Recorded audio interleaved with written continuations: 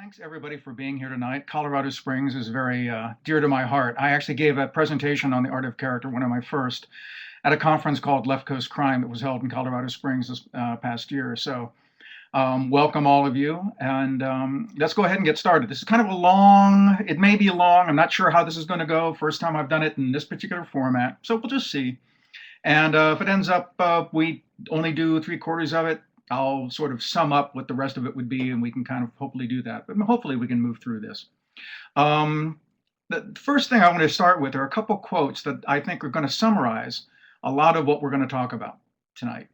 And the first one is from Chekhov, which is, "Everything I learned about human nature, I learned from me." And the second one is one of my favorite quotes from Eudora Welty: "Write what you don't know about what you know." And the reason I want to start with those is because, and the first one pretty much says, you know, the truth of the matter is, what you understand about yourself is going to be so crucial to your characterizations, to the stories you write. And the more and more intelligently you explore your own experience, the more you can bring to the page. However, although that gives you a certain authority, it's never enough. You're always going to be wanting to go beyond it. Otherwise, you're just talking about yourself, which is why you write about what you don't know about what you know. And what we mean by that is that you're always going to be employing one of four tools. There's really only four tools we've got. That's research, empathy, experience, and imagination. Now, the good news is whole worlds are built from them, as long as we ask, what if? And that's the magic what if. Stanislavski talked about it as the magic what if.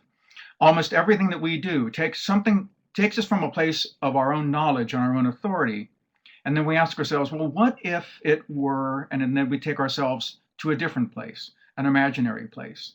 We bring ourselves to that imaginary place, but we're always there. We can't avoid it. Here's my little image for what if. This is by a wonderful writer named Scott Eagle. And he does a lot of illustration for novels, in particular for Jeff Vandermeer. He does a lot of the cover art for him. So I just thought I'd put that up there for a second. Now, what our goal is in using our own personal experience is to expand our powers of personalization. Now, what do I mean by that? This is a term from acting, and a lot of what I learned about writing I actually learned in acting school. I didn't study English in college, I studied mathematics. But I did study acting, and it was crucial for me to understand the primacy of scene in narrative, and understanding that when you put people in situations where they have to deal with each other, all the theme, all the insight, all the emotion and all the character come out. Scenes are magical things. And so I rely on them very heavily. And a lot of that comes, from my drama background. But what I mean by personalization is, what is it that allows you to think that you would have anything similar to the character you're trying to write? How do you build that bridge? Well, the first thing you've got to do is understand your own emotional lives so that you can begin to get there. Now, the way that what I try to do with this is to build what I call an intuitive bridge. We've now reached the part of the slideshow where I'm going to have to use my glasses. So excuse me here. Here we go. What I'm saying with intuition, and the reason I emphasize it, is because I sort of fumbled my way to this realization. In my first two novels, I did what I'd been trained to do. There's a wonderful book called The Art of Dramatic Writing by Lajos Egri. And it's basically for playwrights, but it's a wonderful book just for any type of creative writing. And in it, Lajos Egri tells writers that they need to explore the physical, psychological, and sociological backgrounds of their characters. And what I found myself doing at first was I was writing like encyclopedia articles about my characters. I was writing information. And almost always when I actually started writing the book, this stuff became immaterial. And once I got into scenes, then the character began to come to life. And I began to think, well, then why don't I just start with the scenes? And I found that what was happening in scenes is that I was connecting with my characters in a much different way. I was imagining myself with them. I sort of had empathy. And I think of this as intuition, my intuitive bridge with the character. And that's what I think is what you're always trying to build when you're trying to do really good character work. So, what do I mean by that? I mean, when you're working intuitively, you're first of all trying to express yourself in a vivid, affecting image. You're trying to see the character in a way that brings that character vividly to life, both for you and if you can convey it on the page to the reader. Second of all, you're trying to build what I would call a psychic bond. Uh, and again, this character work very often is a little bit like fingering smoke. It's not entirely rational. You're pretending you're someone else, and you're getting into it if you're doing it right. And if you do that, you begin to build this sort of connection to this imaginary friend, for lack of a better word. I once described characterization as the adult version of having an imaginary friend, or many of them. And so you're trying to build that bond with the character. And you're trying to make that link imaginative and emotional so that your inner life resonates with the inner life of the character. And that's why we're trying to build up this understanding of ourselves so that we have more to work with. Now, it's important to realize that, I don't mean, and I don't mean to suggest, that your personal experience is enough. It's necessary but not sufficient. You're always going to have to do research. You're always going to have to go out into the world and look at people that inspire you and touch you in an interesting way and make you curious about what their lives are like. And for example, this photograph, the reason I put it in, this is from a trip I took to El Salvador for my third book, Blood of Paradise, which takes place in El Salvador. And one of the things I found most mesmerizing was just how elaborate the sepulchres were in the cemeteries. They were some of the most elaborately constructed buildings in the entire country. They were much more elaborate and much nicer than many of the homes. And if you look in the lower left corner, as I'm looking at the picture, you'll see a woman who's prostrated there. She's not a wealthy woman. She's a woman of some, she may be a peasant. She may be just a shop woman. But she's not just on her knees, but prostrating herself before the sepulcher. And I'm not a religious person. I was raised Catholic, but I've sort of moved beyond that. And seeing her, I had to wonder what would make me prostrate myself like that before this image, before this grave. What would make me feel that way? And this is where your research and your empathy combine with your experience. And you have to ask yourself, well, how would I get in a position like that? What could I understand that would help me understand her? Now, let's just be clear. Although I'm saying that research is important, empathy is important, there's no way you can ever leave your own emotional life behind when you're exploring things that are unfamiliar. I mean, you're always bringing yourself to this. This is as true of historical fiction, fantasy, science fiction. No matter how elaborate or strange your world, you're always there because you're creating it. So there's no point pretending that that's not true. Accept it and just try to enrich your inner life and understand it fully so you can use it more effectively. Now, I like to think that empathy and experience reinforce each other, and that our experience permits our understanding of ourselves to enhance our understanding of others, and empathy permits our engagement with others to deepen our own self-understanding. There was a friend of mine in my 20s who said, "You don't know yourself by yourself." And I think this is one of the most fundamental truths of my life. I love that.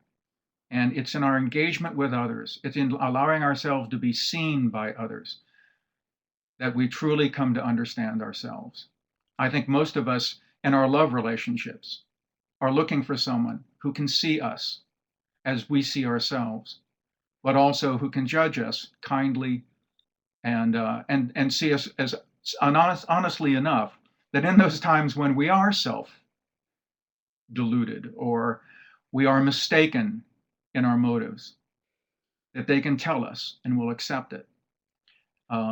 So you don't know yourself by yourself. And so building your experience along with your empathy is key to being able to be good at characterization. But ultimately, it still gets back to you. And what do I mean by a deeper understanding? And why is it important?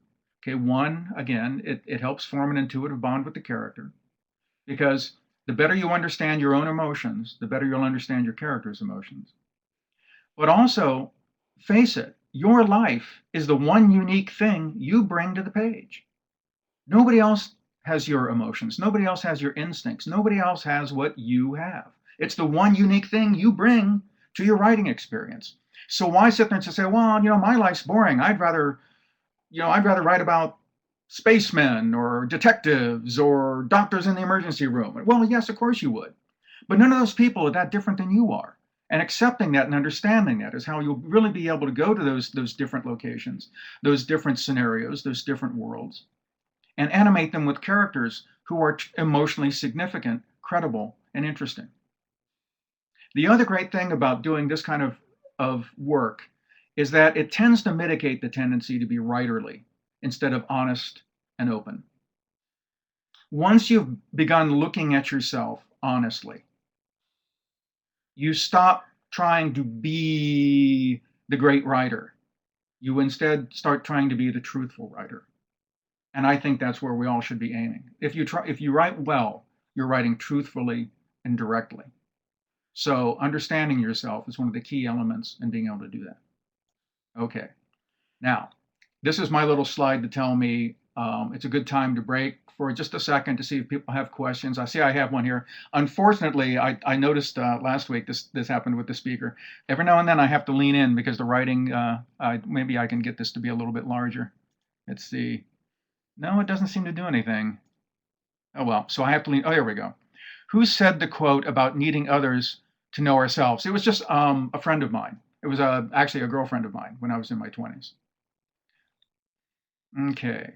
Anybody else with, are we square here? Does everybody sort of get the gist of why I'm doing this and why I believe it's important? Great. Okay, then let's move on. All right. Now, what the way I go about this is, I don't try to explore emotion in the abstract. I try to look for emotionally significant moments in my life that will help me understand those moments in my characters' lives. Now, in the ones that I'm going to talk about here, I'm going to be using words like greatest, most, and so on and so forth. And I'm going to urge you, don't get caught up in that. I mean, I just do it as sort of a prompt because you're always trying in writing to look at the highest stakes. But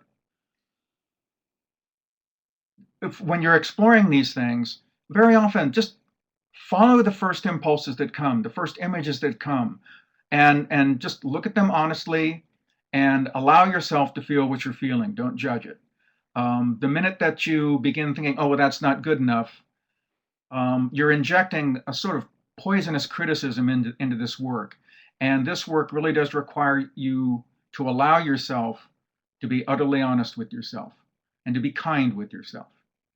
Because you're going to be looking not only at interesting emotions, but painful emotions and embarrassing emotions and ones that you probably have tried to avoid feeling.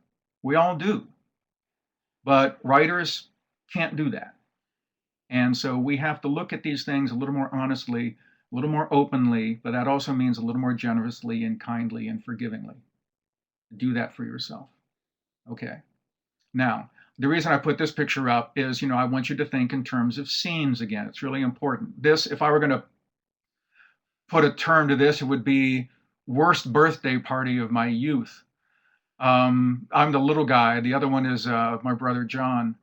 And those suits were wool, and it was July in Ohio. It was humid and hot, and they itched, and we just hated them. We could not wait to get out of them, but we had to go to this party, and we didn't know anybody, and nobody talked to me, and I hated every minute of it. And it's just, it's one of those experiences that I remember. But every now and then, you may want to just go through your old photographs and go, oh, wow, I forgot about that. It's amazing how much we forget. And say to yourself, what was I feeling then? What happened then? Why did I do that? And very often those things will trigger something else that remembers where you go, oh, I hadn't thought about that in however many years. Every now and then we need to prod the memory. It doesn't speak willingly on its own. And every now and then we need to use a little bit of indirection. But the point of this slide is, I'm not trying to get you into Q&A, like most fearful moment. Oh, that was the time I did so-and-so. No, I want you to see it. I want you to think of it as a scene in your life in the way you would think of it as a scene in a book, and you're the character of that story. Okay. Now, when you're exploring these moments, like I said, do them honestly, without judgment, and be specific. Not just specific as to what you were feeling, though that's really important, obviously. But very often, how you were feeling can be aroused by some of the imagery in the scene. What you were wearing, the brightness of the day or the darkness of the night. The room you were in, who else was there. That's always really critical, is who else was there. The devil is in the details, but in this case, the devil's our friend. Okay. Now, this is really crucial point, and that is the most important emotional incidents to explore in a character's life, and therefore in your own, are moments of helplessness. For the simple fact they expose us. Moments when we have been stunned or surprised, we've been caught unawares, or when we have been subjected to extreme emotion, whether high or low. And I use this picture to portray this, that these are moments when our personality gives way to our character. And sometimes it's not pretty. To put it a little bit more pretentiously, this is when the mask of the ego drops, if only for an instant. Because suddenly we're out of control. We don't have power. We don't have the habit of our personality to protect us. And we're very often forced to confront a side of ourselves, a fearful side, an embarrassed side, a lonely side that we usually try to avoid or even actively keep hidden. These are the moments we're going for. As I say here, we turn from creatures of habit into mere creatures in these moments. Like this is one where, those of you who have ever lost your temper in a way where you have thought afterwards, oh my God, what did I do? Now, not that I've ever done that, but speaking imaginatively, as it were, if that's ever happened to you, then you know that what was it that came over? Why did you lose it? And losing it is kind of what we're after here. But it's not just anger. Sometimes you're just so doggone happy, as it were. This is a happy dog. And you're going to be willing to look at moments like that as well. And it's amazing how often, sometimes we forget those moments as well. Or we remember them without the intensity they had when we were feeling that happy. How we handle helplessness is key to who we are. And by that I mean, how profoundly were we undone by that moment? How quickly did we regain our composure? And how did we handle it? Did we run? Did we fight? Did we bargain? How did we get back to normal? These things, first the exposure and then the recovery, are really crucial to understanding your characters and, frankly, understanding yourself. Okay. Stories are built from such revelations. Now, if you remember this scene from Chinatown, this is right before Jake hauls off and hits Evelyn. And it's because he's out of ideas. He's tried to help her. He thought she was telling him the truth. He wasn't sure. He was playing both sides of the fence on that one. But finally he realizes that he's been lied to terribly. He's about to lose his license. He needs the truth, and he needs it now, and he's out of options, and he loses it. He hauls off and hits her. It's his lowest moment. And he ends up getting the truth. And it's a truth he wasn't expecting. So yeah, stories are built from those moments of nakedness. And they're important in our own lives. They're crucial to fiction. Okay. So, what are the most useful moments of helplessness to explore in characterization? We're going to go through a bunch of them now. And like, again, what I said before, a lot of this is going to be, I'll put it in terms of when were you most afraid? And don't worry about, well, I don't know when I was most afraid. Just think of the first incredibly fearful moment that comes to mind. That's what we're going after. But first, before we talk about fear, we're going to talk about the most important things we always talk about as writers, which is desire. What does the character want? Now, I have a question here from Michael. How can we differentiate how different characters will behave emotionally differently than we would? In that regard, it's when you start building a character. Oh, that's an elaborate question.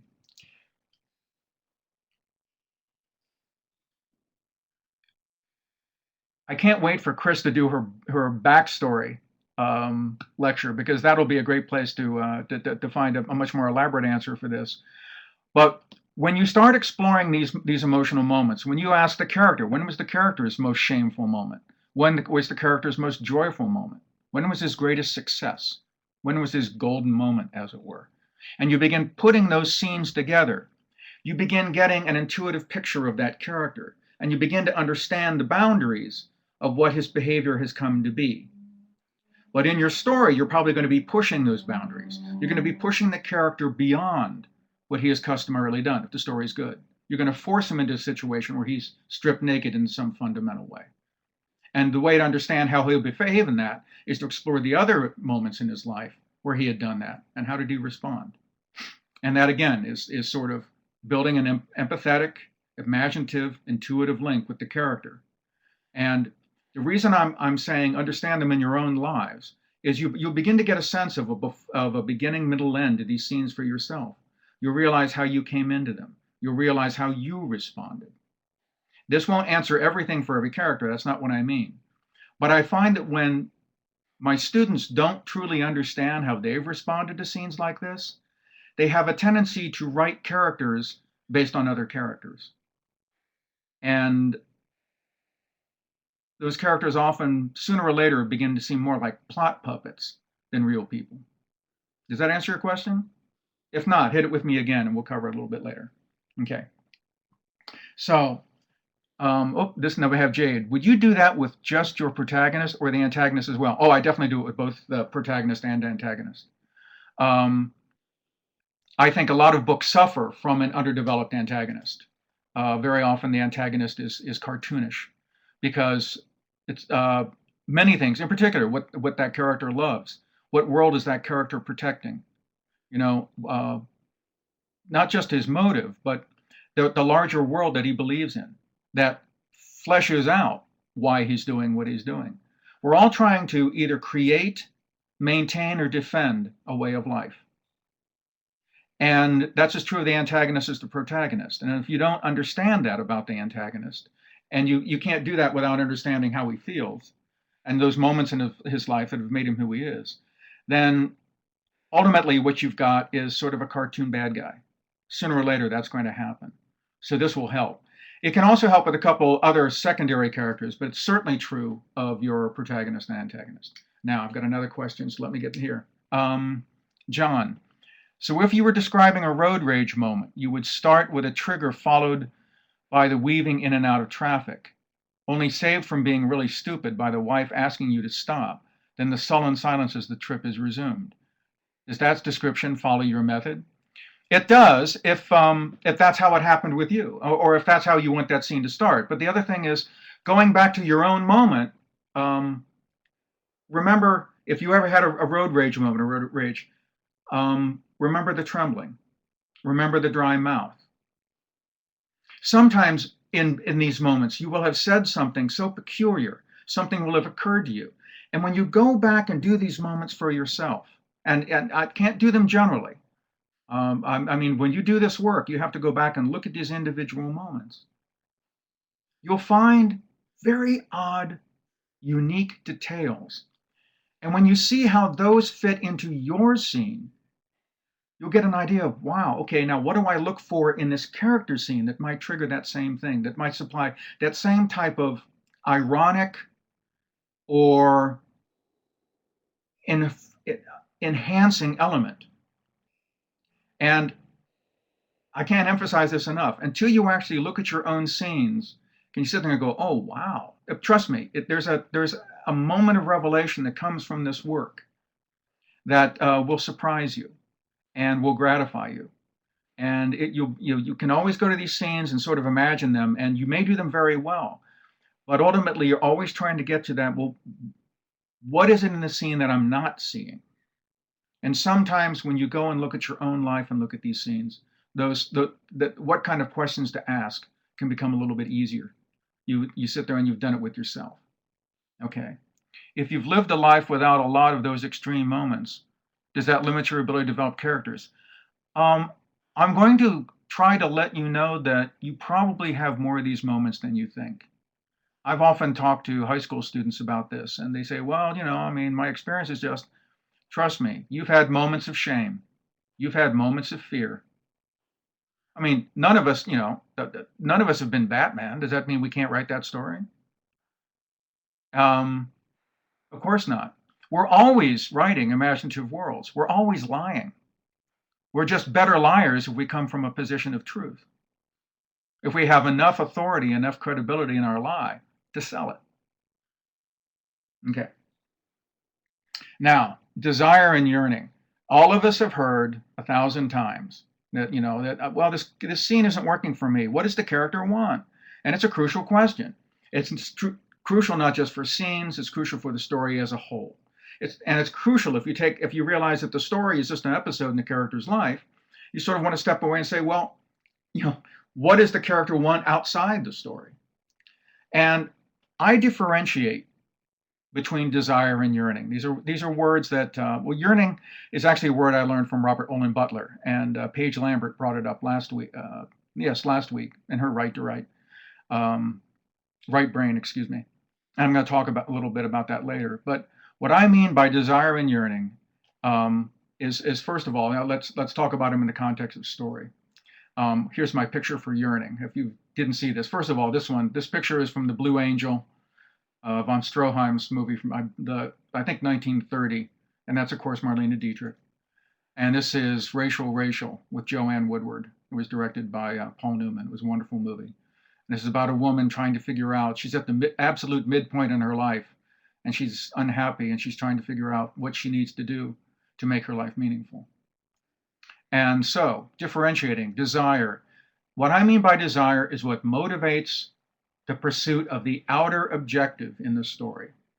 Save the miners, catch the killer, find the antidote, marry the beloved. Desire puts the character in motion and places the character in conflict. It's what the character does. Pursue Daisy, go after the white whale. Now, yearning is the deeper unresolved craving, which left unfulfilled renders the character's life meaningless. Usually, as the story begins, the character is unaware of his true yearning. And he discovers what it is through the course of the story. Yearning defines the stakes because it defines what the character considers meaningful. My life will ultimately be empty or misspent or meaningless if I don't fulfill this lack. Now, the relationship between desire and yearning. The conflict encountered in pursuing the desire awakens the character to his yearning. Why? Because the conflict is constantly refusing to give the character what he wants. If the character understands his yearning, because he gets to a point, almost always at the end of Act 2, when the character wonders, why am I still doing this? I'm failing. I'm miserable. Everything has gone wrong.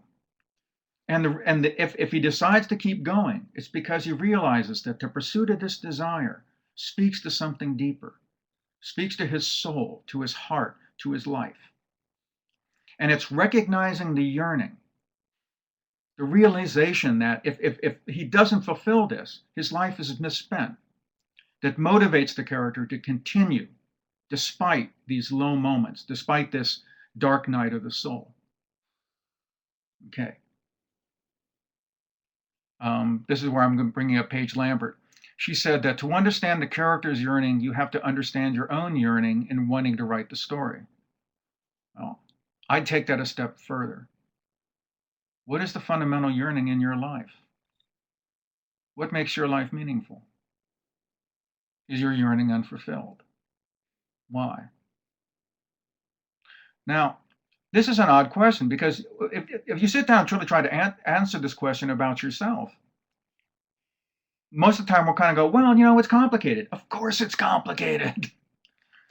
There isn't one thing, and I really wouldn't say, like pick a word. Oh, I want money. Oh, I want love. It's really messier than that and gooier than that and much more amorphous than that. However, sometimes not answering the question is just a way of denying that you're not getting it. And almost all of us, in some sense, are in a state of unfulfillment. I mean, that's just life. And what is it that has been holding us back?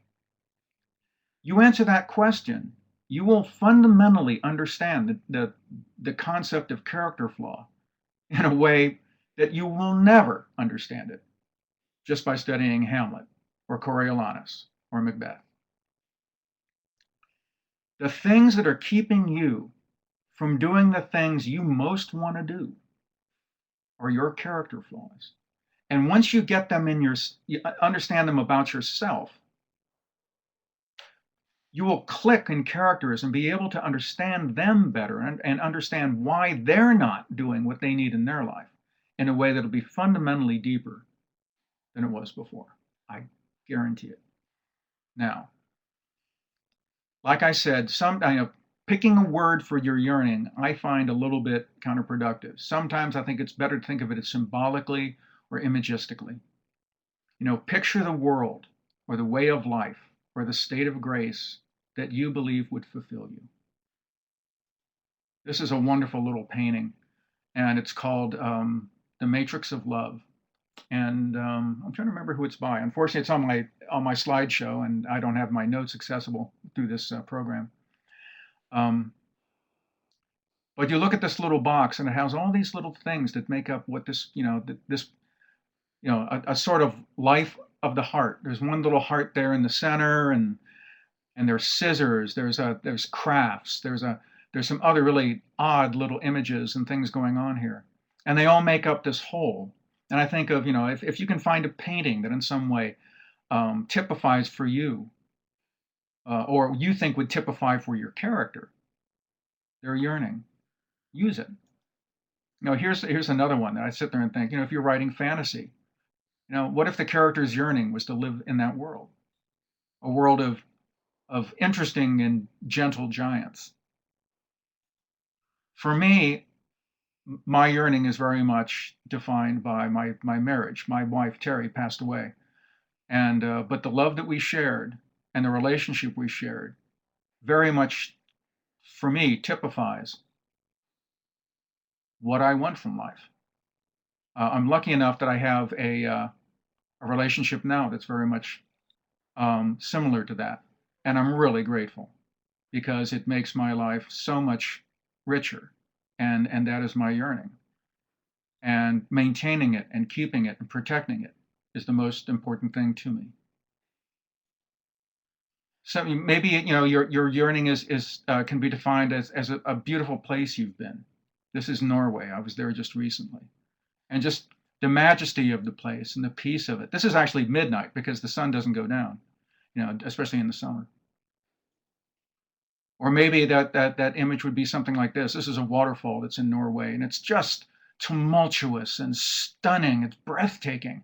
And maybe that defines, yes, that's what I want, or maybe you don't think imagistically. Maybe it's music. Maybe you want to live your life so it feels the way that second movement of Beethoven's Ninth feels. I'm actually using that for a character right now. However it defines it, it's crucial to understand that there's a way of life, a way of living, a state of grace that your character, probably unconsciously, but consciously or unconsciously, is living for and hopes to have. And without it, understands that his life is being played a little bit in the grays. So one way to also, to get back to the relationship between desire and yearning, is go back to identify a goal you pursued with particular intensity. Maybe it was finishing your first novel. Maybe it's getting your degree. Maybe it was courting somebody that you loved and ultimately married or lost. Maybe it was getting revenge. Some people can really get into revenge. Maybe it was buying your first home and what that meant. And then ask yourself, how did the pursuit of that desire reflect the yearning? that you just identified for yourself. This is how you work with this kind of stuff. And it can be humbling. It can be incredibly life-changing to do this kind of work. And it can help you so much be much more honest in your writing and in your characterization. Okay, here's another good place to stop for questions. I also have a whining dog behind this door. I think he's gone away because he's not used to closed doors. But if it keeps up, I may have to let the beast in. So can't hear the dog. Okay, great. If it's not troubling you, then I think we can live with it. Anything else of moments that we need to discuss right now? This is a lot of stuff that I've just gone through, and it might be a little bit where we need to think, I think we're loving this. I know I am. Good. People are saying you can let in the dog. Okay, we'll see.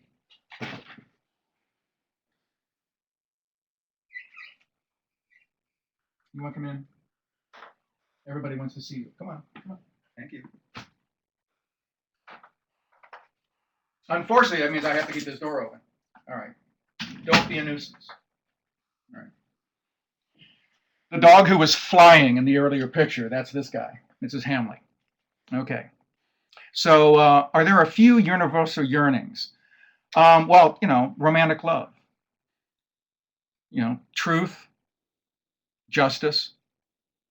The problem with those is they're so abstract, it's difficult to get your hands around them. This is why so often premises, people say, oh, you need a premise. And then your premise comes out like one of those little catchy slogans at the end of Aesop's Fables or something. And you kind of go, it isn't working for me. It isn't giving me any juice. And so what you do instead is I try to find a way where that something like justice, and what you mean by justice is that the little guy's got a shot.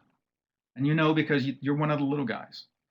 What you want is a place where, the rules are at least reasonably fair for you. Let's see, we have says. So we need to define what those words, concepts mean to us. Yeah, well, it's not just words or concepts. In a certain sense, it's almost like you need to dream it. Yearning is so deep. Yearning is so much. It's hard. Again, like most of character work, sometimes it's hard to get your fingers around. But it's something so fundamental to us. Like I said, it's more like a way of life. It's more like, the place where if you ended up there and you died there, you'd say, my life was well spent. How do you describe irrational yearnings? How would I describe them? And I'm not sure I know what you mean by irrational. In a certain sense, all these things are irrational. But if you mean misconceived, for example, I think the yearning for power is very often premised on a yearning that's been surrendered. The yearning for intimacy has been forsaken for whatever reason. The person had just said, no, that's not for me. What I want is power, because then I can always get what I want. When I have money, everything else will fall into place. And you can play this game saying, well, is that the real yearning? Is that the deep yearning? And I mean, you can always say, well, the yearning is for romantic love. Well, isn't that the yearning for, authentic feeling? Well, that's the yearning for authenticity. Well, isn't that the yearning for being rather than becoming? And you can drive yourself crazy with this kind of thinking. Sometimes it's a lot simpler than that. And I know that almost everything I've ever done, I was trying to find someone I could share my life with. And that's what made me happy when it happened. And I think if you can find that out about yourself, sometimes it's family, sometimes it's honor. I mean, I know a lot of guys in the military who, the family and everything, but the truth matter is to live the life of an honorable soldier means everything to them. And And so it's different for each person. It will be different for each of your characters. And it's not just an exercise in navel gazing to ask it of yourself. Let's see here. How do you describe irrational yearnings? Okay, let me see. Such as an insane antagonist would have. Okay. You may, well, I said like the Joker. He's not really insane, but well, maybe he is. And there again, I mean, I think, what does he want? He wants to be the most famous destroyer. He says it in his moral argument in the movie. I want chaos because chaos is true. Chaos is the truth. Chaos is true democracy. And I think what you have to do is find a way with a character who seems to be wanting irrational things to make sense in their world, because they don't think they're crazy. They just want something that we would find completely nuts, but they have a perfectly good reason for doing it. Everyone is, and this is true of every antagonist is the hero of his story. He doesn't know, and he doesn't care that what he's doing, doesn't work in somebody else's world. It's his world he's defending. It's his yearning he's trying to fulfill. Okay. You then have a different yearning since you were no longer yearning for. Oh, you mean once I was married? No, because once you have it, well, there's a great line from Steve Earle that if you ever fulfill your dream, you better go out and find a new dream fast. I'm not so sure about that, because you don't obtain love. You love. And so every day you have to do that. And yes, I finally found the person I wanted to do that with, but every day I have to be a little bit better at it. And so, I mean, it's that yearning is something you can also serve. It's not just that you're craving it, but if you end up having it, then you have to maintain it, protect it. Is that helpful? I hope. This is the weird thing about Q&A in this kind of environment, is I can't see the expressions on your faces to figure out whether I'm baffling you or whether I'm actually answering your question. Okay. Yes, you were helpful. Thank you. Very good.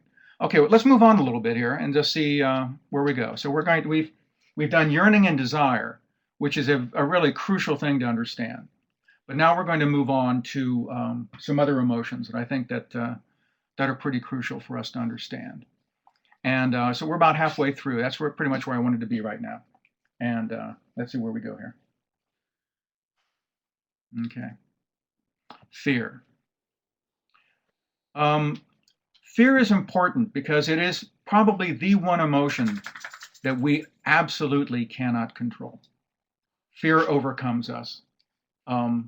We can't modulate our fear. We can try to control it once it happens to us, but it is a lizard brain response. And so it is so often crucial to understanding anybody, not just yourself, but all of your characters and your friends. I mean, because these moments of fear have defined us in ways that we've developed reactions, we've developed habitual behaviors to make sure that we don't go into those situations again. Moments of abandonment, of pain, of rejection, of humiliation, and so that we're terrified of running into those again. And that fear, that anxiety, Freud believed was the fundamental aspect of our nature. But every character, if he's in conflict, is also going to be afraid because there's something at risk and he could lose it. And so understanding fear has a lot to do with understanding that sense of panic and then moving through the panic. How did the character manage that? Well, how did you? And I'm sure, there's so many scenes of fear in our lives, that we've had to go through. And sometimes, you remember one, you kind of go, okay, well, how did I get there? What happened? And what happened next? And seeing yourself in that situation, seeing how you responded, you begin to understand in a really deep, intuitive way, how you responded to this moment of danger. And so when we go to your character, you're not just building him on something that came from another character or a TV show or a book you read. But you can go from what you understand and say, well, what if it's he's in a different situation and he's a different guy. So it's almost like you're molding your experience into his and seeing how that might work. Again, it's always what if. The character is always different than you. But if you're going to make something up, give it some reality or it's going to fail on the page. Okay. You're going to do fear, do courage. And I'm going to show you a lot of these dualities here. And for a pretty simple reason. I'll get to it a little bit more later, but you understand a moment of fear, you understand a moment of courage, you've got an arc. You've got a character moving from one thing to another. I developed this from after I was doing a workshop with a guy named Gil Dennis. He's a screenwriter. And among a number of other credits, he did the biopic on Johnny Cash, Walk the Line. And when he was interviewing Johnny Cash for the screenplay, he asked him, he said, "Oh, what was your moment of greatest sorrow?" And Johnny Cash said, "Oh, it was when my brother died when I was 9. He said, "What was your moment of greatest shame?" And Johnny said, "That was when I hit June in front of the kids." "And what was your moment of greatest success, your golden moment?" And he said, "That was when the entire family, the Carter family and the Cash family, sang at the Grand Ole Opry." And Gil said, "Well, now we got something to work with." Now we have this, a sense of we're going from this kid who had this wonderful relationship with his brother and a terrible relationship with his father, who loses the brother, and then embarks on this career of loss and this terrible moment of shame from the rage that he has, but who in the end redeems himself by committing himself to family. So when you're looking at these, again, I'm not just encouraging you to do this out of a spirit of fictional navel gazing. These things will come in crucial for story building. So ask yourself, when were you courageous? And then compare it to that moment of fear. They may be the same one. It may be that moment of fear was also when you were most courageous. That'd be great. Wouldn't give you much of an arc, but it'd be a great scene. Okay, as you may remember, this image is from True Grit. This is when Maddie, the 14-year-old, is being left behind by LaBeouf and Rooster, and she refuses to be left behind. But she trusts the horse, and she tries to get across the river. Sorrow. Now, what do we, again, I'm not trying to encourage everybody to just do the old boo-hoo, but it's imagining. I mean, it's astonishing how often we just don't want to go here. And yet if we don't feel comfortable with the emotional space of sorrow, we're going to be thinking about sorrow when we're writing our characters. And that scene is going to felt thought, not genuinely felt. We sort of have to be able to inhabit this space so that as we're writing, we allow that emotion to inform the words we choose. And sorrow always involves loss. What did we give up in death? Classic example of sorrow. Explore the first time someone close to you died, and explore the most devastating death you've ever had to deal with. Look at the most recent one too. See if there's been a change in that. How have you dealt with death over the years? But also, what loss have you endured other than death? A broken heart. A friend who just gave up on the friendship when you weren't ready to. It's amazing how often when you begin doing this kind of work, you realize you've got so many stories you didn't know you had. And this is where somebody said, well, what if you haven't had that life that's all that interesting? I got a feeling that your life is a heck of a lot more interesting than you give it credit for. And I think that's true of almost all of us. Um, and with the subject of loss, there's this great line from Tennessee Williams in Cat on a Hot Tin Roof. And it's Maggie who says, life must go on even after the dream of life is over. When you're dealing with loss, sometimes what you're looking at is, when did the dream of life end? In every loss, there was a sense of the world you were hoping for that you thought would continue, and it ended that day. That's kind of what you're going for. That's what you're hoping to explore. And again, this is not fun, but it's incredibly enriching and incredibly useful to you as a writer. Now, again, joy. Now, I've taken, this almost seems like a joke because I'm using, one, a statue, and two, I'm using St. Teresa of Avila here. This is actually her in one of her ecstasies. And I don't know if any of you who know her story. She was a Catholic mystic who had these ecstatic visions of Christ that she compared to having a golden arrow pierce her heart. And, you know, I mean, I can't go there, but, you know, if I had to write her story, what would joy mean to me? Now, I'm sure there may be some of you. I have this, whenever I have a screenwriter in my classes, there's at least one of them who says, look, I just get the job and I write what's called for. And sometimes that's considered to be writerly wisdom. I just don't buy it. And William Goldman says this, Bruce Snyder says this, and yet I think they're always kind of winking, because when you look at their best work, you can tell that they brought a lot of themselves to it, consciously or unconsciously, deliberately or not. You know, good work always costs you something because you're bringing stuff up from your gut. But getting back to joy, how many of us have had a moment that ecstatic? And if you had, you know, again, it's an undoing moment. It's a moment where you lose it, where you can't believe that kind of happiness can last. We're almost terrified of it because whenever it comes, we know it's going to go away.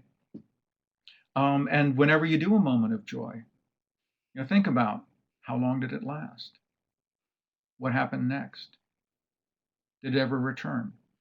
It may be a moment of false joy. It may, you know, that first hit on the crack pipe.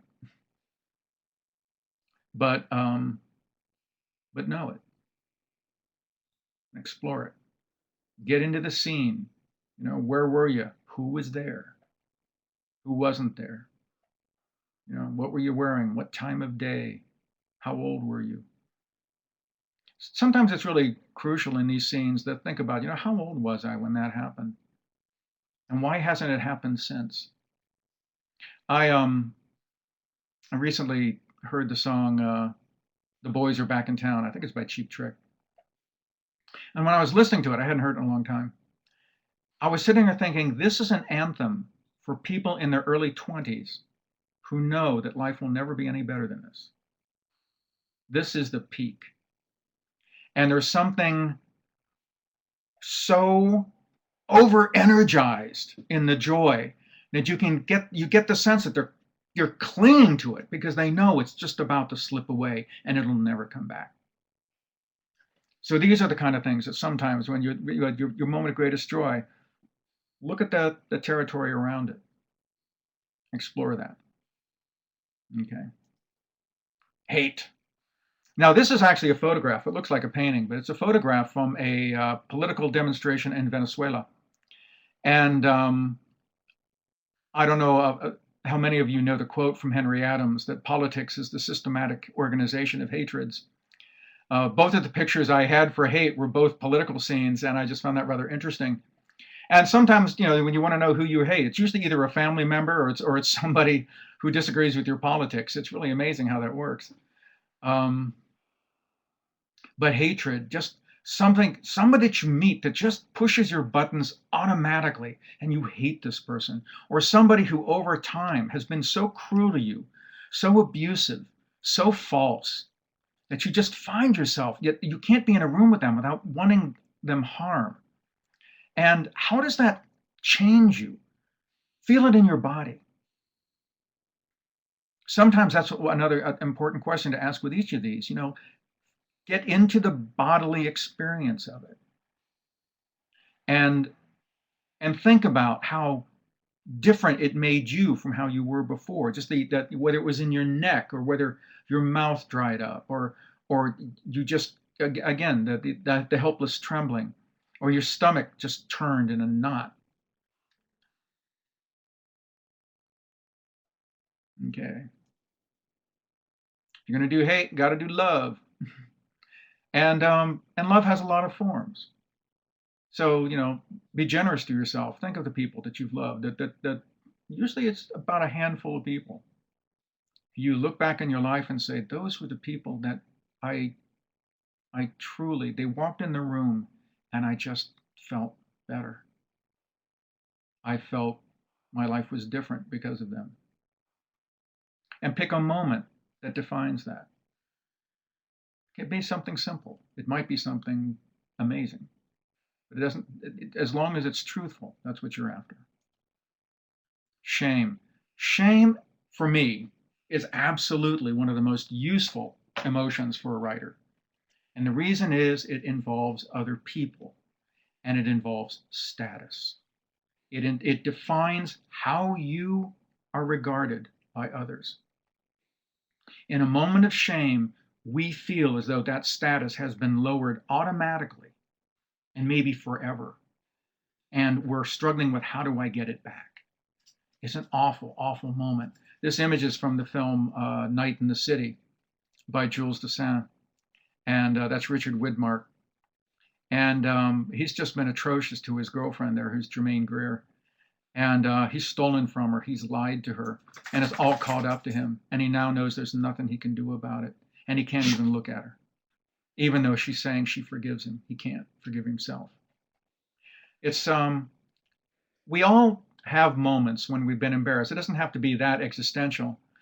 There's a great quote from the screenwriter, hold on here, Frank Pearson. He did Cool Hand Luke, Dog Day Afternoon. And he often told screenwriters, he said, sometimes you got to write scenes that you don't put in the script. And it's so much more important to, understanding their hair color, or understanding where they went to high school is a lot less important than imagining a scene where they puked on their shoes. And that's a moment of shame. A moment when you couldn't hide from the fact that you'd done something that people will recoil from, and you don't know what to do about it. Shame very often defines how we allow ourselves to be seen by other people. And it sort of colors all of the rest of our behavior, because we're so afraid that if we let that out again, that the relationships we cherish could be lost. Okay. Now, if you're going to do shame, do the opposite side, do pride. A moment, the greatest success in your life. When was your golden moment? This is from The Graduate. This is when, I'm trying to remember, Benjamin invades the wedding of Catherine and basically steals her for himself. And it's, you wonder, is this going to be the best moment of his life? It's hard to tell. But it's the best moment of his life up to then. And sometimes we don't like to admit what our golden moment was, because we realize, well, it wasn't that golden. And we find out, to get back in touch with our yearning and why it's still unfulfilled. But it's still, sit there and look at your life. If your life is a story, what was the golden moment? Now, it may not be a great golden moment. Sometimes they're false golden moments. We all remember Carrie. Or it can be a crazy golden moment. This is from, White Heat. And he's saying, look, Ma, I'm on top of the world, as he's being destroyed in a fireball. So, it's by golden moment, getting back to what about an irrational yearning? Cody had a very irrational yearning. And he died ecstatic, even though he was destroyed by what he wanted. Guilt. Now, the difference between guilt and shame, when you're exploring shame, you're exploring something that embarrassed you in front of other people, that lowered your status, that made them feel disgust for you or about you. Guilt involves something you did morally wrong that violates your own conscience. It's really much more about between you and your conscience, you and your better self, as it were. But almost always it involves a harm that you did to someone else. I mean, we usually don't feel terribly guilty about things that didn't hurt someone. And this is where guilt and shame sort of share a little bond there, because one of the reasons we feel guilty is we realize that we hurt that other person, and that other person may never forgive us, and other people may never forgive us. So they're very similar, but sometimes it's interesting to think for yourself, what is your moral code? How have you lived by it? When have you violated it? And why? And again, when you begin doing this work, and you don't have to do all of it. Sometimes you're just doing this for like a certain story, but sit there and just say, okay, I know that my character has, some terrible moment in his past. Well, look at yours. And then sort of say, okay, extrapolating, again, playing the what if he did something similar, but it was like this instead. And that's how you use this sort of thing. This is from the film, I've Loved You for So Long. And she murdered her son, who had a terminal illness, to save him from the torture of this terrible, debilitating illness. And she refused to admit that. She refused to use it in her defense because she felt that there was no point, that she had lost the most important thing. There was no point defending herself. She didn't mind if she went to prison. She didn't mind if she died in prison. She had lost her son. But she had killed him so that he would stop being in pain. Here's a story for you. Forgiveness. Now, if you're going to do guilt, you got to do forgiveness. But I'm going to warn you, it's tricky. Forgiveness is really hard to get down on the page. And the reason for that is because the person that you've wronged can forgive you at any time. It's completely up to them. You can do all the penance in the world and they don't have to forgive you. You can show that you've changed and they don't have to forget. But someday maybe they do. Maybe it's just a passage of time. But that's why forgiveness is so elusive and why it can provide such an incredible state of grace. It's a wonderful moment if you can capture it in a story. And this is from Last Picture Show. And Cloris Leachman is the town widow. And that's Timothy Bottoms, and he's been having an affair with her. But he broke it off, and he never explained it to her. And he basically broke her heart. She was living for this connection. He never explained it, never came back. And then one day, when his heart is broken, he comes to see her. She has every reason to be furious with him, and she is at first. And then just because he's there, she breaks down, sobbing. She goes, it's okay. It's all right. You're here. Now, she forgives him probably out of need, but still, she forgives. She has every reason not to. Rage. Getting back to that image we had of the dog snarling, it's amazing how, and the question about road rage, moments when you have snapped and you've said something horrible, or you've actually hit someone, or been hit because of what you said or did.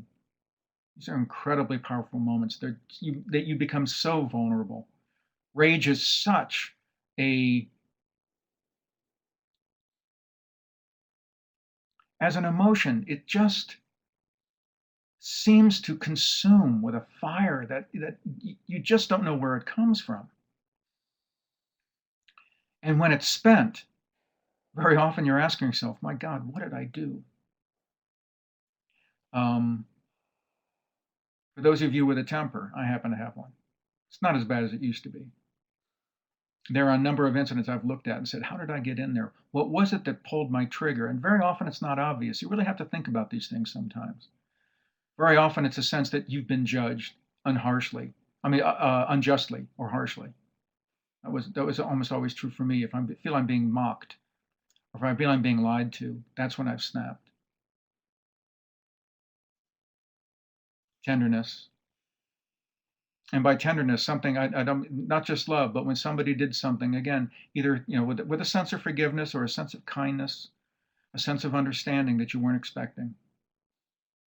That's a golden moment in your life. And if you explore it, you go, God, a lot of these things you go, God, I got to use that in a story. God, I got to use that in a story. So trust me, this material, again, like I said, this is not just novelistic navel gazing. This is where you're beginning to understand your own novelistic and emotional palette. Violence. If the guys in the room, or probably some of the girls too, if you've ever been in a fight, it's things take over. You sort of black out in an odd way, and that blackout is what very often in fight, what you sit there, you read a fight scene and it says it was over quickly, or the next thing you knew, and as cheap a trick as that sounds, it's often very true.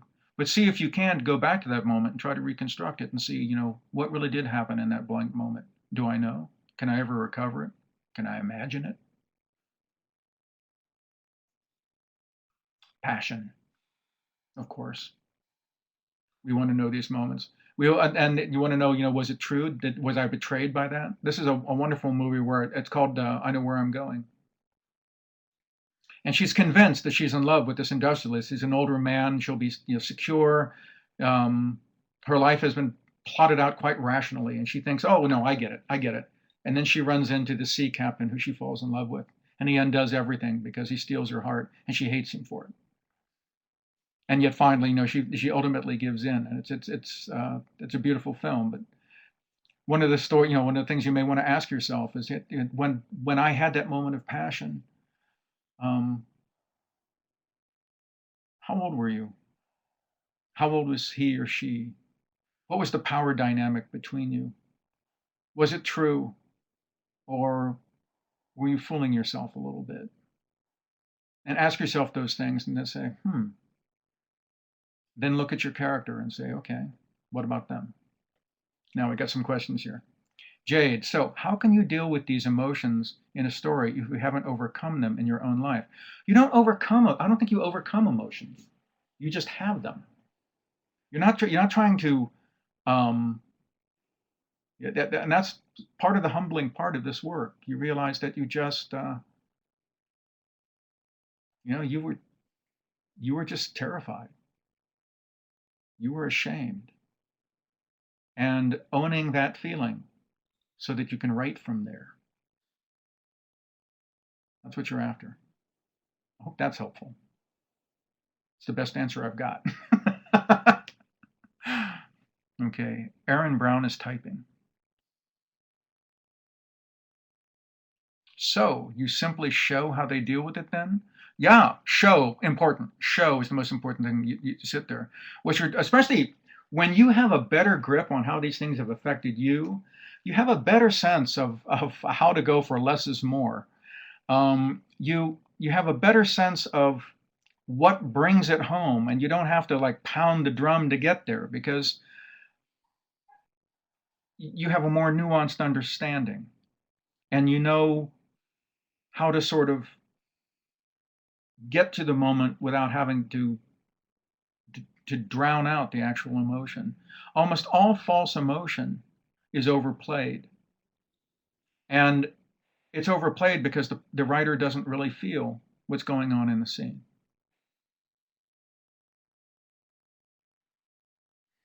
Is anyone else? Do I see? No. Okay. Well, let's move forward. Illness. I always ask myself or my characters, when were they ill? And so ill, they didn't know if they'd ever get better or not, if that's ever happened to the character. And if it hasn't, why have they been that healthy? It's just such an incredible vulnerability. And it reveals to us our need for someone in our life who will care for us. That's an incredible revelation.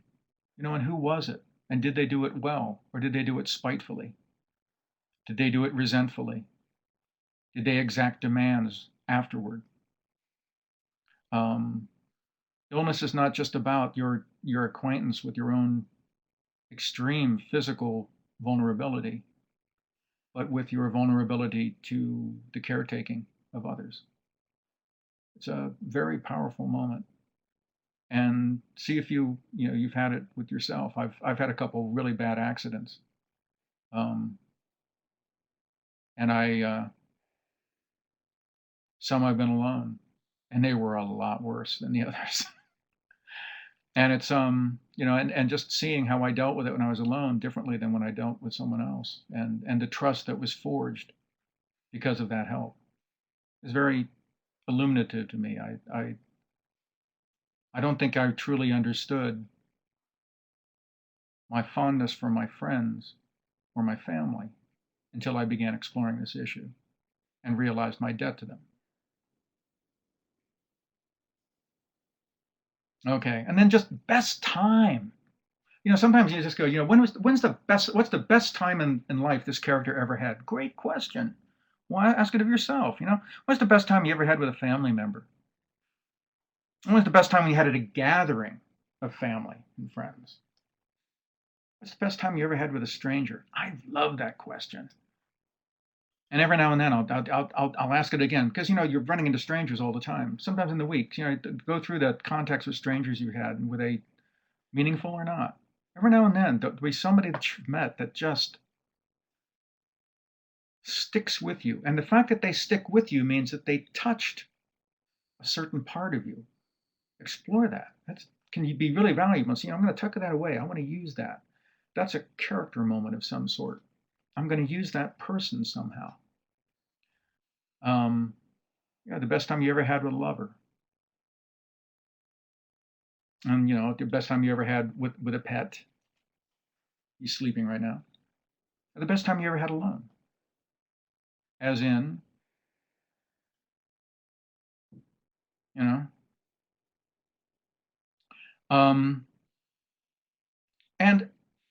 I find that when I've done that work, I discover the various intensities of the pleasures, and it has sort of informed me about how I allow people to make me happy and how I resist that. And that's really important to understand. And when you kind of get it, and now that I've gotten a much deeper sense of it myself, I can turn to my characters and see how they sort of move in and out of their connections with the other characters because of the fears, the anxieties, the mistrust, or just the displeasure that certain people arouse in them. And to kind of use that, it gets a sort of, again, it's sort of an intuitive thing. It's not something where you go, well, this makes this and this makes that, and you're not thinking through. You're trying to feel, to intuit your way through the scene. Try to sort of, again, it's personalization. You're sort of trying to transport your body into that character's. Now, back with the glasses here. So these are, I'm just going to run through these. I believe you can download this, and you may want to, Aaron may be able to clarify that. Hopefully you can download this lecture, and then you can refer to it as a text. But there's other things that I sometimes use as prompts that, because they're scenic, they automatically make me think of a scene. Do you mind if we share the slides themselves? No, not at all. A lot of this is covered in my book, so it's hardly unique, and it's already, I mean, it's in my book, so why would I mind? But I like these prompts because they're scenic. They make me think automatically of something happening, in a particular situation between people. And so, first time you told an adult that you loved them, a time you said, I love you, and wished you hadn't. That's, have you ever wanted to pull it back? Really creepy moment, really just a moment of incredible vulnerability and nakedness. A time when you were struck or beaten. Again, it gets back to violence. It's incredibly disturbing and shattering and vulnerable moment. But also, if you've ever hit somebody else, it's not a pleasant moment. It's not something you want to remember. But If one of your characters does it, he's probably going to be going through much what you went through, or at least you can get to where he's coming from where you were. These are, please stop, I'm scared. Now, if you haven't had a moment like that in your life, still, it's sort of an imaginative prompt where you can kind of envision something. You can ask it of your character. When did your character ever say that? Or, I'm telling. Ever had, somebody where, you were doing something and says, oh, that's because they're afraid. They're so afraid they're going to run to an authority figure to save them. Don't hurt me. When somebody says that to you, it's, I'm not trying to hurt you. I'm trying to help you, or whatever. That's the scene may conjure. Give that to me. Again, a power thing. So many of these involve power. Do as you're told. Again, a power play. I could kill you. And just that resentment, that fierce moment of, oh my God, I'm not that kind of person, or you can't ask me to do that. I thought you loved me. Now, that is one of the most manipulative things you can ever hear. And yet we've probably all had it said to us at least once. What was the moment like? And no matter what I do, it will never be good enough. I don't know if you ever said that. I've said that, sometimes, because that, if you've had a life where you've been criticized a lot, that will be something of a mantra. It's a terrible curse. You have to get over it, especially for a writer. But why I use all of these is because they can very often conjure interesting scenes. And if I'm stuck, if I don't know where to go, I'm sitting there going, what comes next? I don't like what I'm doing. This is interesting. It's boring. It's predictable. I'll come back to these and say, well, what about one of these? Maybe this would work. And they make better sense to me if I understand how they worked in my life. Okay. This is like a prompt. Play with me. I don't know if you know this film. This is David and Lisa. He's a paranoid schizophrenic, and she's autistic, and they're both in an institution together. And he overcomes his paranoia trying to help her. It's typical 60s. I probably wouldn't like it now because it's probably incredibly overwrought, but at the time I remember being very moved. I remember crying at that climactic scene when he reaches out his hand and is shaking. He's so terrified because he cannot stand to be touched. He's always washing his hands. He's always very neat and very proper. But she's climbed a statue in a museum and won't come down. And the only person that he knows that she'll listen to is him. And he has to offer her his hand or she won't come down. And he does. It's just one of those great moments in a movie. So somebody's typing, so I'm going to wait for a question here. No? Aaron is typing. No question. Okay. Don't restrict yourself just to these suggestions. What I'm doing here is sort of opening a door for you. How far you take it is completely up to you. But imagine other episodes that have been meaningful, painful, inspiring, devastating. Embrace them. Be grateful for them. This is your material. This is what makes you who you are. And this is what you're going to draw on every story you write. Okay. This is another good place to stop. And we're just about a half an hour away from the end. So we're moving right along. I'm feeling quite good about this. I hope you are. This is such a curious experience. I mean, I know you're all out there, but I can't see you or hear you. I can't see you smiling or squinting or shaking your head or rolling your eyes. Or it's always helpful when you can see the students rolling their eyes. Well, let me see what we got here. People are saying lots of immensely positive things. Oh, good. I hope it's about me or the class. Good. Shall we move on then? Oh, wait, here we go. Jade. Yes. Denise Webb. Yes, this is great. Okay, good. I'm smiling and nodding. Oh, good. Okay. Well, now let us shaping moments into stories. Remember, I talked about how it's not just, we want to look at these moments because they're important, but they're just scenes. How do we begin to thread scenes into a story? And don't ask me why I chose this picture. I have no idea. It's from Pygmalion. That's Wendy Heller and, oh God, what's his name? Leslie, it'll come to me. Anyway. Once you've assembled your set of scenes, once you've gathered some of these things, especially negative, positive, tear jerking, enraging, glorious, you've got yourself a handful of scenes. You know, you may begin to detect a thematic unity connecting some of them. When I did this work with Gil Dennis, um, he noticed this and I didn't. The three prompts he gave us, and we only did three, were moment of greatest fear, moment of greatest shame, and I love you, dot, dot, dot. And all three scenes involved abuse from a male in authority. Um, and that was fascinating. And one of the reasons it was fascinating is because when I was in therapy and I took the Rorschach test, and my therapist just said, "Well, I mean, everything was fine until you got to the father card, the card of male authority." She goes, "And then you went a little off the charts." So this work sometimes can be, it's can be very illuminating and in some ways very liberating. So see if when you begin to do this stuff, do you begin to see a sort of a thread? I mean, it may be, violence at the hands of authority, it was with me. A need to placate indifferent or even hostile adults. You may find out that you've always been trying to please the person who can give you what you want, or just make it so they stop hurting you. Or a sense of being second or third or last in line. If you come from a big family and you weren't the favorite, that may define you in ways you don't even realize. And when you do some of these scenes, you may find out, it's there and it's there and it's there. And you find out sort of a thematic thread through many of the scenes in your life, just as they'll be in the scenes in your story. Okay, John Patterson asks, hold on here, does the external conflict, whoops, I just lost that question, that last question that I didn't answer. If that could go back up, I'd really be happy. I'll go to Jax's right now.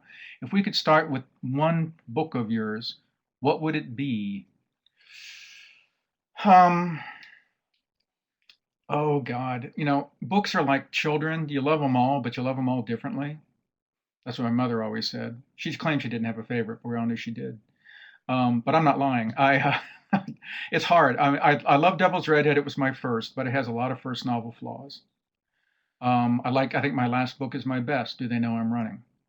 I have a lot of people who think Done for a Dime is my best, and that was the one that was a New York Times notable book.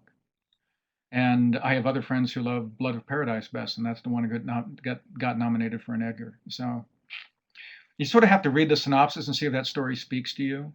Devil's Redhead is the most blatant love story of the bunch, and I think that there's something to that still a lot of my readers simply say, even despite its warts, I think was your strongest book, and it's the one that I remember most. So.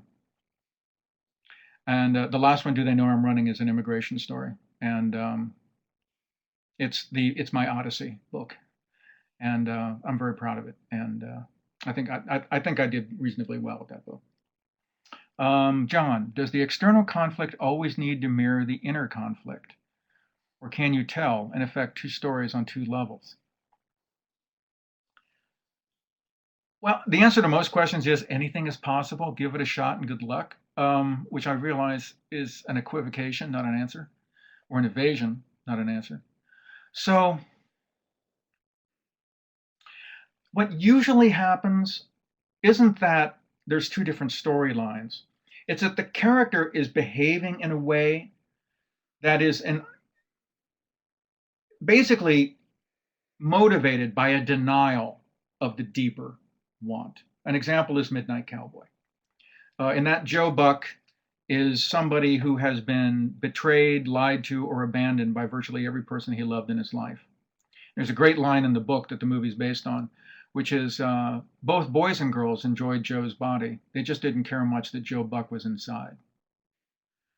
He's just been used by almost everyone in his life. And he finally gets angry one day and just says, I'm never letting this happen again. And he's going to do what Indian braves do. They have a spirit vision where an animal or some type of dream figure comes, and that becomes their warrior identity. And there was one person in his life, it was one of his grandmother's lovers, that he thinks saw him and respected him and cared about him. And he was a rodeo cowboy, and he called Joe cowboy. So Joe says, I'm going to become the midnight cowboy. The only thing I've ever been good at is making love. So I'm going to become a hustler, and I'm going to call myself the midnight cowboy, and I am going to slay the women in New York. And it's completely misbegotten because it's not what he wants. What he wants is intimacy. What he wants is to be touched by someone who genuinely cares about him and to touch someone in that way. And the whole movie is about him failing at being a hustler and having to ultimately realize, that that's not what he wants. And very often that's how the yearning is uncovered. The true yearning is uncovered because the desire is completely at odds with it. So I hope that's helpful. Let me see what this question is. Mardra, after all this work examining your own emotional scenes, when is the memoir coming out? I rather put things in my fiction. Again, and that's the other great thing about this work is you don't have to disclose this to anyone. This is your work for you, but it will inform everything you do. And that's not to say that fiction is a great way to hide. I actually think that fiction is instead how we tell deeper, more meaningful truths. And sometimes it's precisely by donning a mask that we can say what we normally wouldn't say. And I think fiction sometimes provides us that opportunity. I know so many lawyers, private investigators, doctors, who have wanted to write fiction because it finally gave them an opportunity to tell the truth. Because trust me, the whole truth and nothing but the truth hasn't seen the inside of a courtroom since they were invented. So anyhow, let's see. Okay, we covered that. Another technique, and I've mentioned this before, take a duality, fear and courage, shame or pride, sorrow and loss versus joy, or flip them, start with the happy one and move to the sad one, if you want to do that. And just see these as endpoints in an arc. What happened in between? What had to happen? And sometimes look at your own life and go, how did I get from here to here? How did I get to that point of just being absolutely devastatedly ashamed or devastatingly sad and then happy again? A lot of times we just think, stuff just happened. Well, you're a writer. You can't think like that anymore. You have to think, no, there were moments between then that got me out of that. I didn't just wake up someday and say, I feel better, because that sadness returns. If it was truly that devastating, it returns, it haunts you. I remember after my wife died, there was a point where I simply said, I'm sick and tired of being so miserable. I'm not helping her any. I'm sure as hell not helping myself. I'm not helping my friends or anyone else who cares about me. And I knew I just have to change. And I had to develop a strategy for every day. I said, okay, you're going to get up. You're going to find something to be thankful for. And you're going to find something to do. And you're going to do it. And that got me through those really, really rough months. So, here we go. Shaping moments into stories. Envision the scenes you've explored as episodes in a journey. That's basically what I'm saying. And understanding this can be helpful not just for your fiction, but for your life. That's obviously from the Odyssey. Okay. Now, as I said before, you don't move. The thing is, we don't move in these nice smooth arcs. Oh, I got from, and I was saying, how did we get from here to here? But what I mentioned also, as I was just describing that, and how much time do I have? Good, I can cover this. Was there was that moment where I said, no, I have to change. Because what happens is those moments of pain and sorrow, they misshape us. They make us fearful. We begin to close up. We develop a personality, around the, oh man, I'm never doing that again. And in stories, what we're writing is, how does that break down? How does that ultimately fail the character? Because the truth of the matter is, they've given up on what they truly want by creating this false strategy. And in a story, you're showing how that strategy breaks down and how they ultimately have to face that thing that they've been trying, the true want that they've been hiding from because it's just too painful to admit.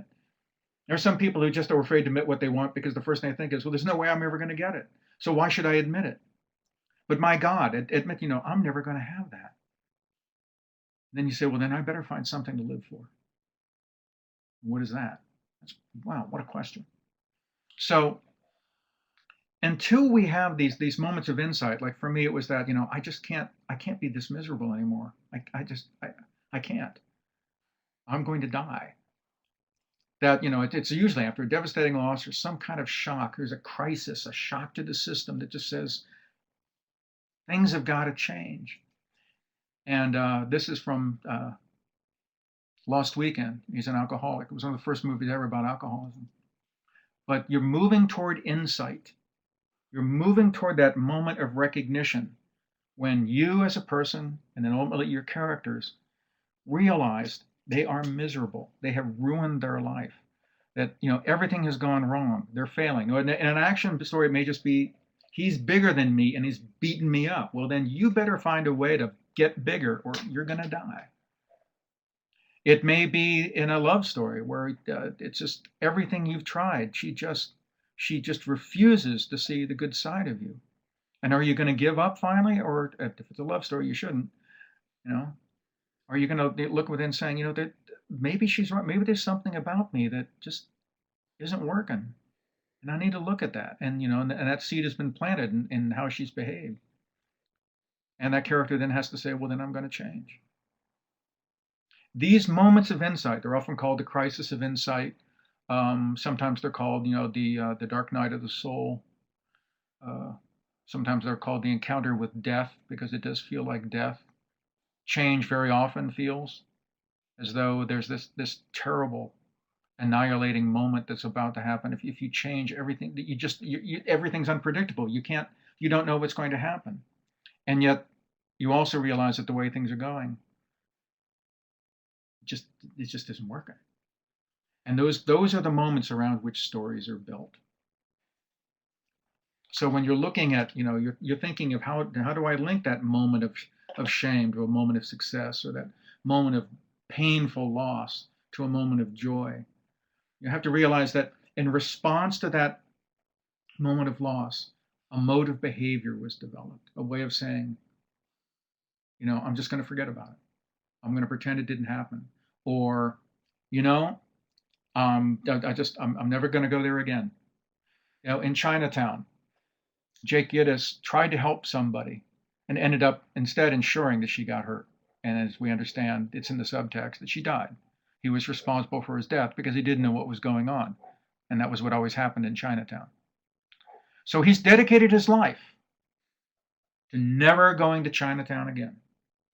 He's gone into PI work from the police department where I worked with the district attorney. And he's gone into the absolutely bottom end where you always know what's going on because couples, you do infidelity work, you do marital work. One thing you can rely on is that somebody's always doing something to somebody. And you can always make a living doing that. And it's safe. He's never going to get fooled. He's never going to be the guy who gets his pants, gets caught with his pants down. But of course, he is. And in trying to figure out who that was, he ultimately has to confront not just who betrayed him. He ultimately has to once again open the door to his trust, which is what happens when he finally realizes that Evelyn has not been telling him the truth. But when she tells him the truth, he realizes that she's the one legitimate, moral person that he's dealt with, and he's dedicated to helping her. And if that change doesn't happen, we don't feel that ending as devastating as we do. So that moment where he realizes, I have been fooling myself.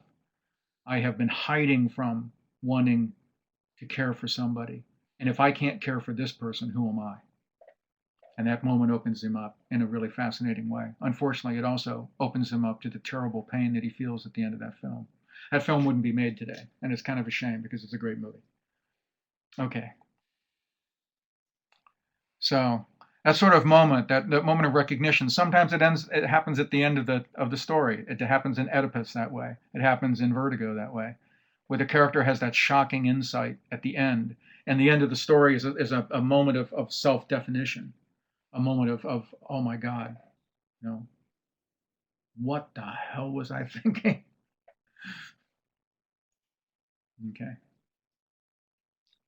Return to those moments when you were, we were talking about, moments of failure or shame or loss, and return to them, not just to flesh out the emotions, but reflect on how your behavior changed afterwards, how your life changed. Recognize how pain has made you fearful or untrusting, obsessive, brash. Here we go, the leaving Las Vegas. I'm going to drink myself to death. Search out those moments in your life when you've wrestled with those shortcomings and that bad behavior. You've faced it squarely, and you've made the difficult decision to find a new path toward a success, or joy, or just acceptance. This is who I am, and I have to live with it. I have to stop trying to be somebody that I'm not. And so again, that picture, that self-reckoning, that looking within and saying, my life has to change. Identify the people who inspired you or obliged you to be honest about what you were doing. As long as you put words on the page, those moments, those people will guide you to the psychological, moral, and emotional territory where your truth lies. Ground yourself there. Right from there. That's my story. That's my lecture.